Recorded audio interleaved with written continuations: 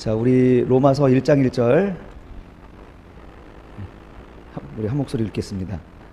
시작. 예수 그리스도의 종 바울은 사도로 부르심을 받아 하나님의 복음을 위하여 택정함을 입었으니. 아멘. 예. 지난주 또 지지난주 사도 바울은 이 편지를 쓰고 또 그 편지를 받을 그 대상을 지나쳐서, 로마 성도를 지나쳐서 땅끝까지 가고자 하는 열정을 말씀드렸습니다. 여러분, 마귀는요, 우리가 생각 없이 살도록 만드는 게 전략인 거 여러분 아세요? 하나님의 사람들은요, 생각하고 고민하고 그리고 거기 자기가 결정하고 고민한 그 일에 대해서 열정적으로 살아가는 그 사람들을 사용하신다는 거죠. 사실 사도 바울도 잘못된 진리를 쫓아가서 예수 그리스도를 믿는 사람들을 죽이는 일에 나섰지만, 이것이 진리가 들어가니까 그 열정이 하나님을 향하여서 매우 크게 쓰임 받았잖아요. 그런데 진짜 나쁜 것은 뭐냐면요, 아무 관심이 없고 아무 생각이 없는 사람이 진짜 하나님 편에서 볼 때 답이 없는 거예요. 예. 진짜 하나님이 쓰시는 사람들은 거의 이렇게 생각을, 고민을, 문제의식을 가지고 살아가는 사람들이거든요. 여러분, 우상 숭배, 그러니까 우상을 만들어서 파는 장사꾼의 아들, 여러분 혹시 누군지 아세요? 성경엔 기록되어 있지 않지만 전통에 의해서 그 사람이 아브라함이라고 합니다. 아브라함은 자기가 아버지가 만든 우상을, 사람들이 그 손으로 만드는 우상 앞에 막 절하고 막 비는 거 보면서 너무 웃긴 거예요. 참 어리석다.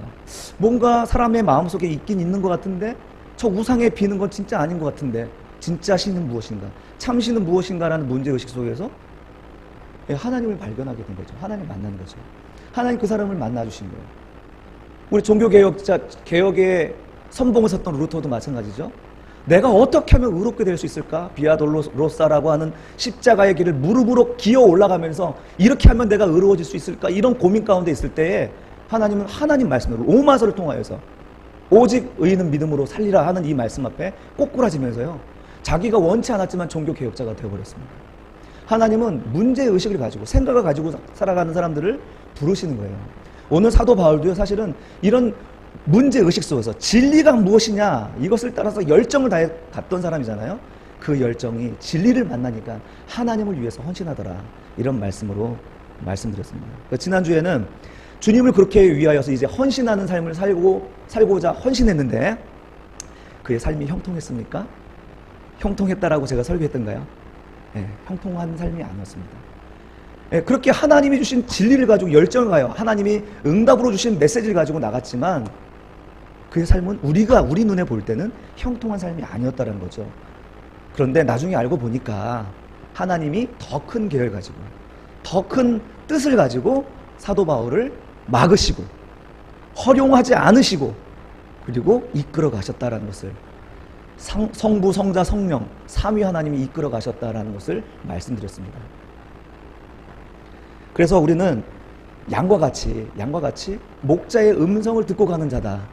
배 밑창에서 구령에 맞춰서 북치는 소리를 듣고 가는 자들이지 무슨 눈으로 보고 비전을 가지고 나가는 자들이 아니라는 거예요. 그리스도인들은 하나님의 음성, 하나님이 들려주시는 그 음성을 가지고 가는 자들이고, 그 음성을 따라서 살아가는 믿음의 싸움을 싸우는 사람이지 내가 직접 나가서 칼 들고 가지고 나가서 싸우는 사람들이 아니라는 것을 말씀드렸습니다. 그래서 이사야 55장 보시면요, 이사야 55장 8절 9절에 보시면, 이는 내 생각이 너희의 생각과 다르고 내 길은 너희의 길과 다름이니라, 여호와의 말씀입니다. 이는 하늘이 땅보다 높음같이 내 길은 너희의 길보다 높다. 도무지 알 수 없어요, 하나님의 길이. 내 생각은 너희의 생각보다 높다 얘기합니다. 우리의 정말 사고방식과 합리적인 이성으로도 도저히 이해할 수 없는 이 세계가 있다는 거예요.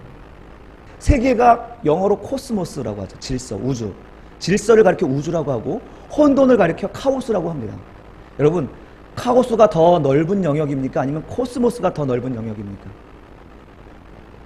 혼돈이 더 큰 영역입니까? 질서가, 우주로 표현되는 이 질서가, 우주가 더 큰 영역입니까? 우주일 것 같죠?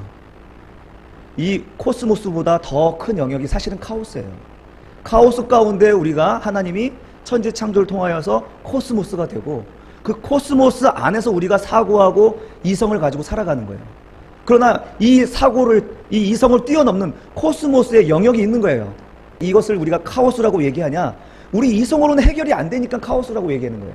그러나 하나님 편에서는 이게 해결이 안 되는 건가요?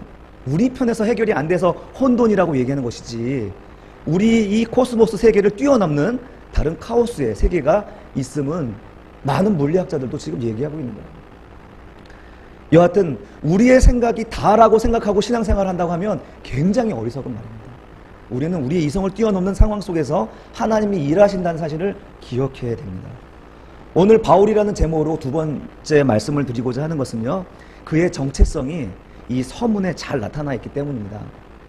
오늘 본문 1절을 한번 보시면요, 예수 그리스도의 종 바울은 사도로 부르심을 받아 하나님의 복음을 위하여 택정함을 입었으니, 여기에 자기 정체성을 네 가지로 얘기하고 있어요.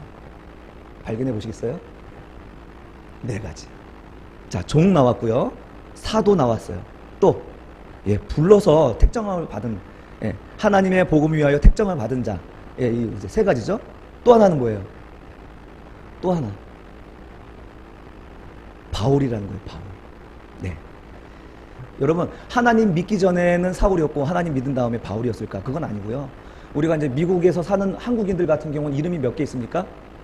2개씩 있죠. 한국인 부모님이 지어주신 이름과 또 그 해외에서 살 때 이제 받게 되는 이름이 있습니다.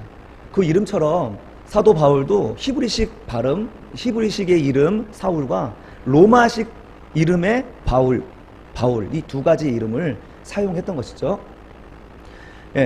근데 사도 바울의 이름은 사도행전 13장 9절 바울이라고 하는 사울, 이 말을 끝으로 사울은 더 이상 등장하지 않습니다.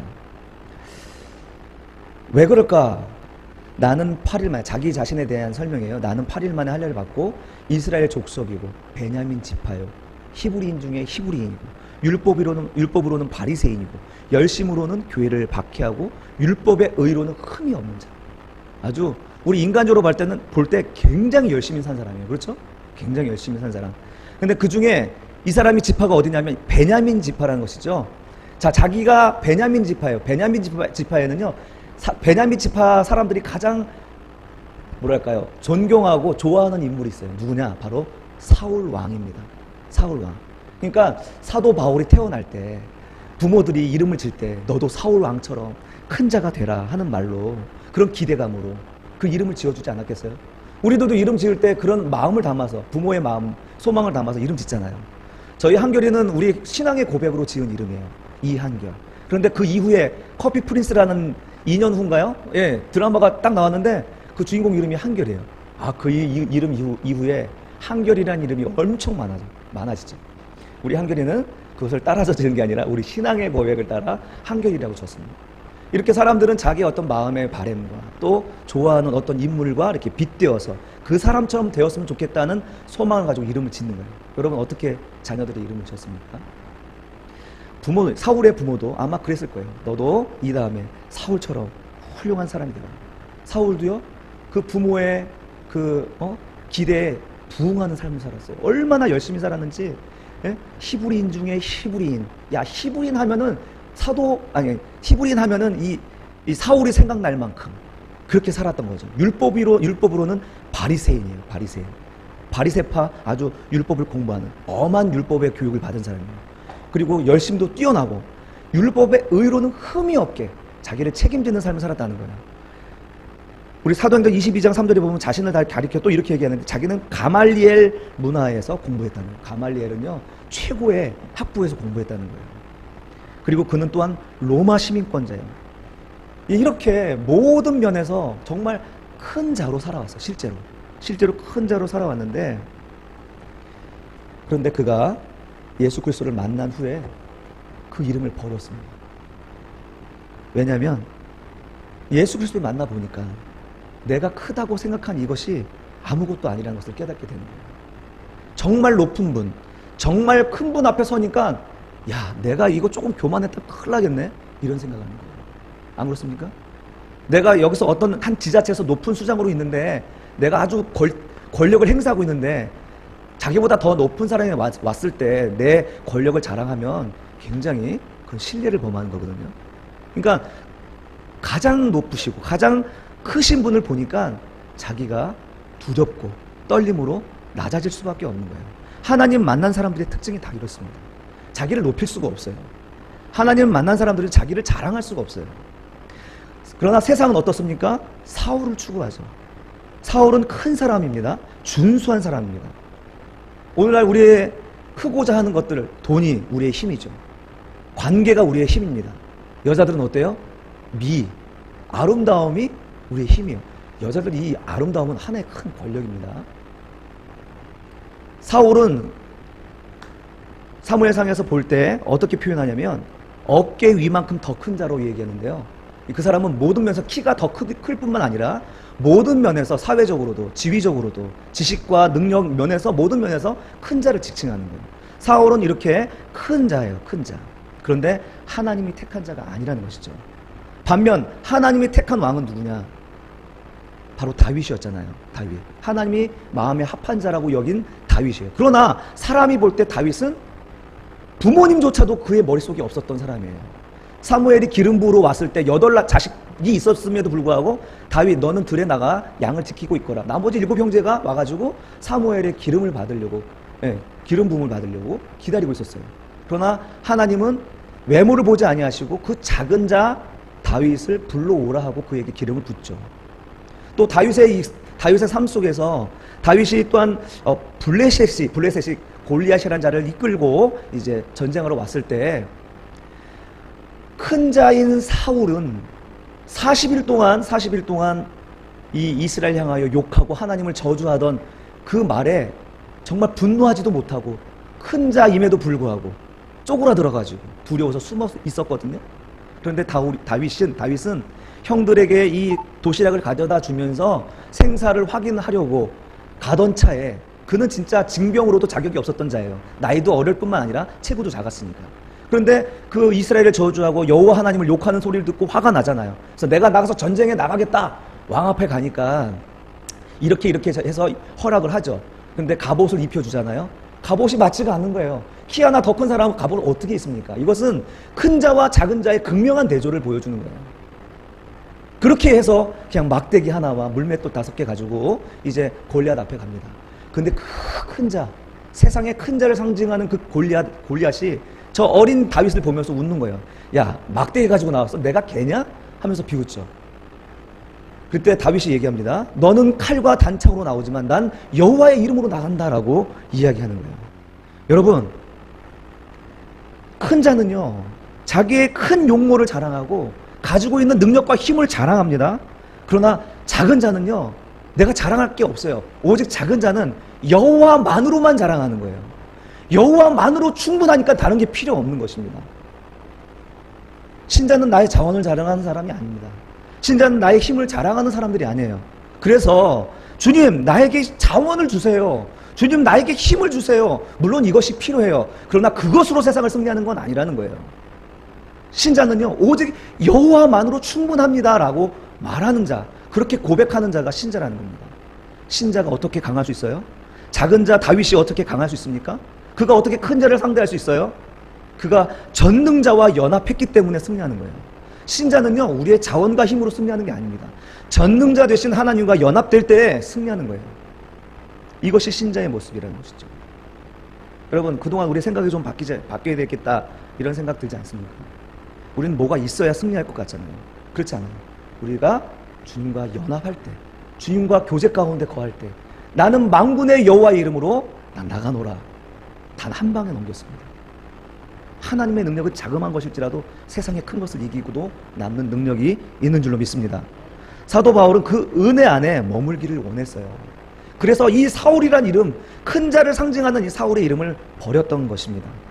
한때는 부모의 소망을 따라서 자신도 그 욕망을 따라 사울로 살아왔지만 이제 그리스도를 만난 후 더 크신 분 앞에, 더 높으신 분 앞에서 이렇게 살아서는 내가 위험하겠다는 사실을 깨닫는 거예요. 그래서 사도 바울은 자기 이름을 바울로 자랑하는 것입니다. 두 번째로 사울의 정체성은 종입니다. 종. 첫 번째 바울의 정체성 뭐예요? 바울입니다. 바울. 파울로스라고 하는 바울. 두 번째 그의 정체성은 바로 종입니다. 예수 그리스도의 종이라고 이야기하고 있습니다.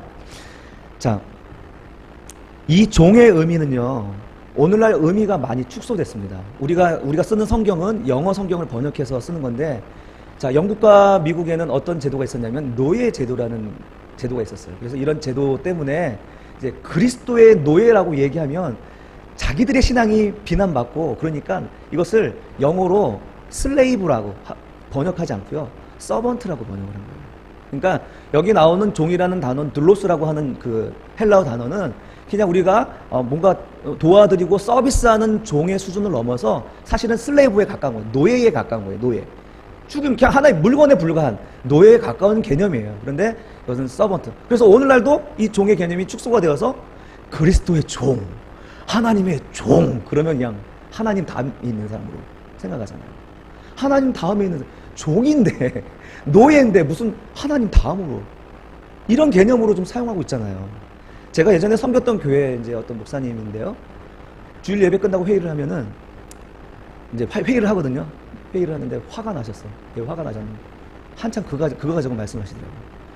아니, 기도하는데, 장모님이 기도하는데 하나님의 종 뭐뭐 목사 위해서, 목사를 위해서 근데 하나님의 종, 자꾸 종이 어쩌고 저쩌고 이러니까 굉장히 싫었던 거예요. 내가 하나님의 종이지 지들 종이야? 이렇게 이렇게 생각하는 거예요. 그러니까 그러면 그분들을 어떻게 불러드릴까요?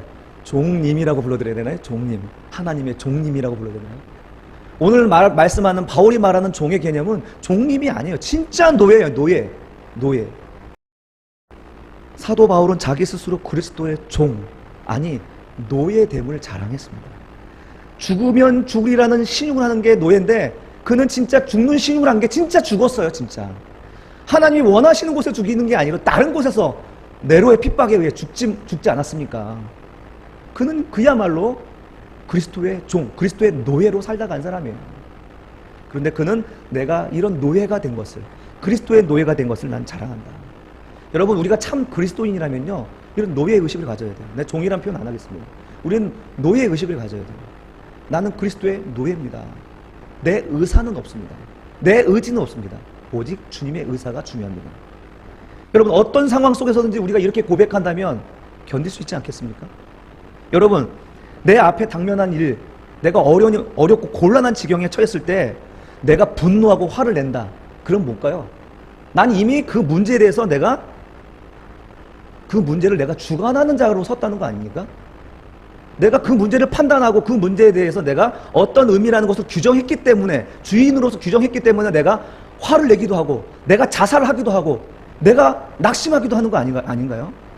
그러나 이 모든 당면한 문제 앞에서 그 문제를 딱 당했을 때 한번 따라합시다. 난 당신의 노예입니다.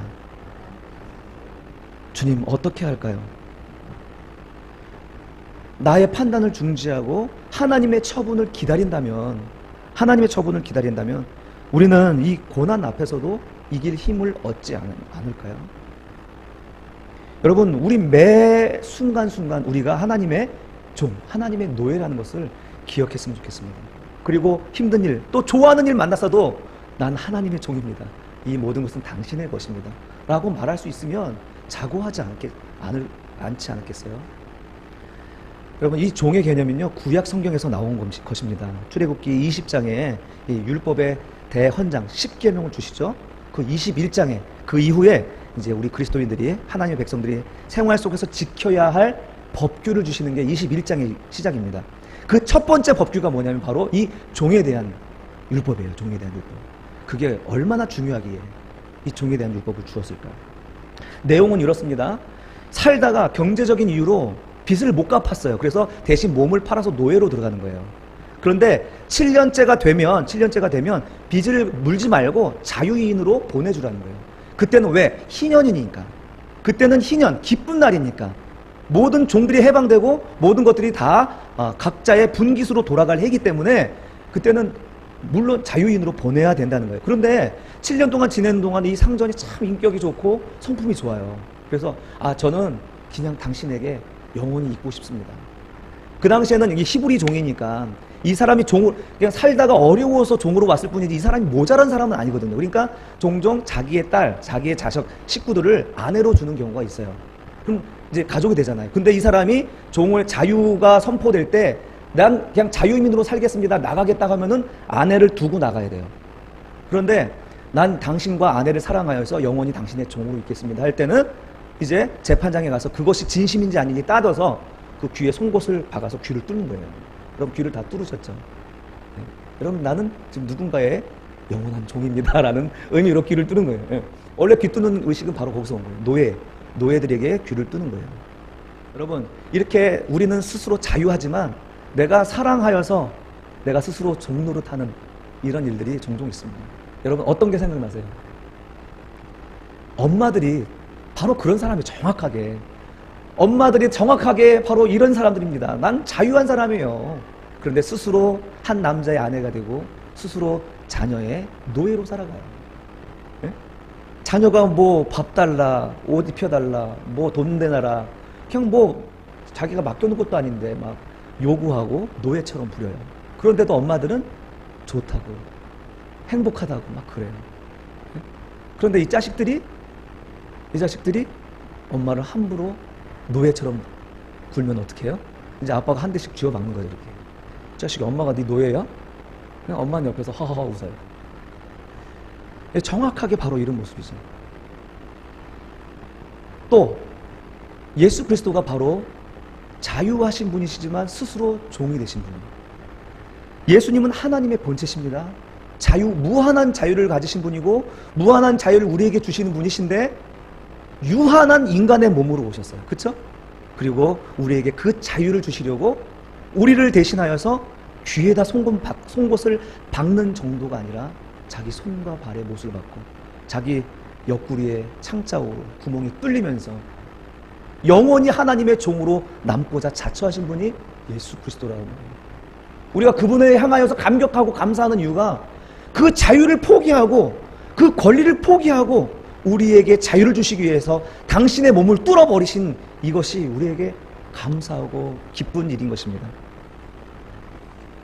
스스로 영원한 하나님의 노예로 하나님의 종으로 이 땅에 오신 분이 예수 그리스도십니다. 하나님의 종으로 일하신 예수 그리스도의 열매가 바로 12제자이고 또 사도 바울이 바로 그의 제자가 아닙니까? 예수 그리스도로 말미암아 우리 모두는 죄와 율법에서 해방되었습니다. 로마서 8장 2절에서 사도 바울이 이야기하는 것처럼 그리스도 안에 있는 사람들은 바로 결코 정죄함이 없다. 왜? 생명의 성령의 법, 생명의 원리가 이제 사망의 법을 이겼기 때문이라는 거예요. 그래서 우리는 자유한 자가 되었어요. 어떤 것으로부터? 사망까지.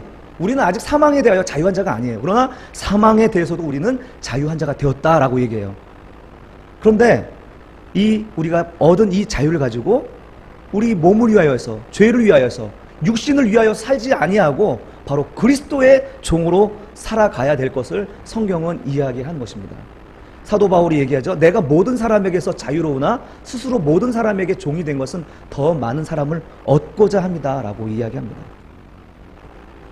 또 너희 몸은 너희가 하나님께로부터 받은 바 너희 가운데 계신 성령의 전인 줄 알지 못하느냐. 너희는 너희 자신의 것이 아니라 값으로 산 것이 되었으니 그런즉 너희 몸으로 하나님께 영광을 돌리라. 아멘. 자, 우리가 어떤 분쟁 국가 안에서 거기서 탈출을 해서 예멘 같은 사람들 탈출을 하면 그 사람들은 이제 자유민이 되었어요. 그렇죠? 그 안에 있는 원리와 논리 안에서 벗어나서 자유민이 되었어요. 그렇다면 그 사람은 마음대로 살아도 됩니까? 아니죠. 자기 위치가 만약에 대한민국에서 만약 우리가 받아들인다 그러면은 대한민국의 법을 따라야 되는 거예요. 대한민국의 법이 그 안에서 역사를 해야 되는 거예요. 마찬가지입니다. 애굽에서 종살이 하던 사람들은 이제 홍해를 건너서 이제 이 땅, 가나안 땅으로 왔으면 가나안 땅의 원리와 방식으로 살아야 되는 거예요. 그냥 칠렐레, 팔렐레 내 마음대로 사는 것이 자유가 아니라 더 좋은 원리 안에서 내가 종으로 살아가는 것이 자유인 것입니다. 예레미야가 고백하죠. 너희가 하나님께로부터 자꾸 벗어나고자 한다 그러면 칼과 기근에게 자유를 주어서 너희에게 사망을 주겠다라고 얘기합니다. 하나님을 떠난 인생은요, 하나님에게서 벗어나고자 하는 인생은 사망이라는 것을 얘기하는 거예요. 우리가 세상에 벗어나서, 세상의 원리를 벗어나서 하나님의 종이 되어야 될 것은 그 안에서 자유를 누리기 위해서 그리스도의 종이 되는 것입니다. 사랑하는 성도 여러분, 우리는 예수 그리스도로 인하여서 구원을 얻었습니다. 자유를 얻었습니다. 이제 우리가 그리스도의 백성이 되어서 그 법과 원리 안에서 살아가는 것이 더 중요해요. 예수 믿고 구원받은 것 천지가 개벽할 일입니다. 굉장히 중요한 일이에요. 그러나 이제 모두 다 이제 구원받은 백성인데 우리에게 중요한 것은 예수 믿고 구원받은 것으로 끝나는 게 아니라 이제 그 원리를 따라 살아가는 것이 더 중요한 거예요. 애굽에서 이스라엘 백성들이 살다가 이제 홍해를 건너왔어요. 자, 홍해는 죽음을 상징하고 이제 세상으로부터 구원을 상징하고 이제 하나님의 백성으로 구원을 상징하는 구원. 하나님으로 인하여서 구원을 받았다라는 것을 상징하는 거예요. 자, 거기서 끝나면 되는 건가요? 아니죠. 구원받은 백성들은 하나님이 구름을 올리고 구름 기둥과 불 기둥으로 인도하는 대로 따라가다가 가나안 땅까지 가는 것이 더 중요하잖아요. 그것이 우리가 말하는 천국이잖아요. 우리는 지금 구원받았다 하는 기쁨 안에 머물러 있는 그런 수준이에요. 예수 믿고 구원받았다 하고 그냥 교회만 출석하는 거예요. 그냥 나의 삶에 대해서는 전혀 의식하지 아니하고 그것을 조장하고 있고, 우리가 구원받은 것으로 끝나는 게 아니라 이제는 그것보다 훨씬 더 중요한 것은 무엇이냐? 하나님의 인도함을 받는 거예요. 그리스도의 종으로서 하나님의 인도함을 받아서 어디까지 갑니까? 천국까지 가는 것이 바로 우리의 가장 중요한 일이라는 것입니다. 그러므로 사랑하는 성도 여러분, 그리스도인의 자유는요, 그리스도 안에 종이 될 때 누릴 수 있는 복입니다. 여러분 자유하고 싶습니까? 정말 자유하고 행복하고 모든 풍파와 바람과 풍랑 속에서도 내가 흔들리지 않은 마음을 갖고 싶습니까? 그것은 그리스도의 종이 될 때 누릴 수 있는 자유라는 것입니다. 내가 종이 되지 않으면 결코 누릴 수가 없는 것입니다. 우리는 늘 우리 뜻대로 하려는 그 욕망이 너무 강해요. 늘 말씀드리지만 그게 바로 선악을 알게 하는 나무를, 그 열매를 따먹은 자들의 저주라는 것이죠. 하나님을 밀어내고 내가 하나님이 되고자, 하나님을 밀어내고 내가 해보고자 하는 인간의 욕망의 결과예요. 주님의 뜻대로 말은 하지만 우린 주님의 뜻대로 못하는 것이 우리들의 모습이죠. 찬송가 431장 내 주여 뜻대로 행하시옵소서, 이 찬양을 작시한 벤자민 슈몰크 목사님은 독일 목사님이신데요. 이제 이 말씀하고 끝날게요. 먼 지방으로 신방을 갔다가 돌아오는 길이었어요. 그리고 결혼한 지 3년 되는 그 목사님에게는 두 아들이 있었는데, 사모님이 아이들을 잠을 재워놓고 잠깐 외출 나갔다 돌아온 사이에 호롱불이 넘어져서 집에 불이 난 거예요. 그리고 다 타버리고 그냥 쟤만 남아있는 상태죠. 엄청나게 정말 절망스러운 상황이죠. 근데 이제 신방을 마치고 돌아온 목사님을 마주하면서 이렇게 묻습니다. 여보, 누가 우리에게 황금 2덩어리를 주셨는데 그 2덩어리의 황금을 이제 좀 가져가겠다고 달라고 하네요. 이렇게 얘기해요. 당신 생각은 어떻게 하면 좋겠어요? 얘기합니다. 눈치를 챈 목사님은 이제 알아듣고서 이렇게 얘기하죠. 주인이 달라고 하면 드려야지. 우리의 것이 아니잖아. 그리고 그 아이의 죽음을 받아들였다고 하는 것이죠. 여러분, 이 목사님이 이 기막힌 일 앞에서 그렇게 물론 통곡하면서 울었겠죠. 왜 안 울고 슬퍼하지 않았겠습니까? 그러나 그가 이런 통곡, 슬퍼, 이 기막힌 일 앞에서 견딜 수 있었던 것은 겟세마네 동산에서 아버지여 내 뜻대로 마옵시고 아버지 뜻대로 되기를 원합니다 라고 고백했던 예수님 때문이었다라는 겁니다. 주님도, 두 아들도 또 내 생명도 내 것이 아니듯 주님이 달라고 하면 드려야지, 주님이 뜻이라면 드려야지 하면서 작사한 곡이 바로 이 찬양입니다. 내 주여 뜻대로 행하시옵소서, 온 몸과 영혼을 다 주께 드리니 이 세상 고락간 주 인도하시고 날 주관하셔서 뜻대로 하소서. 우리 시대에 이런 일을 만나면 그리스도 곁에 남아있을 사람이 있을까요? 우리 곁에서 이런 어려운 일을 당하고서 주님 곁에 남아있을 신자가 과연 몇이나 될까요? 우리는 하나님 앞에 신자라고 이야기하지만 주님의 뜻을 뭉개버릴 때가 너무 많습니다.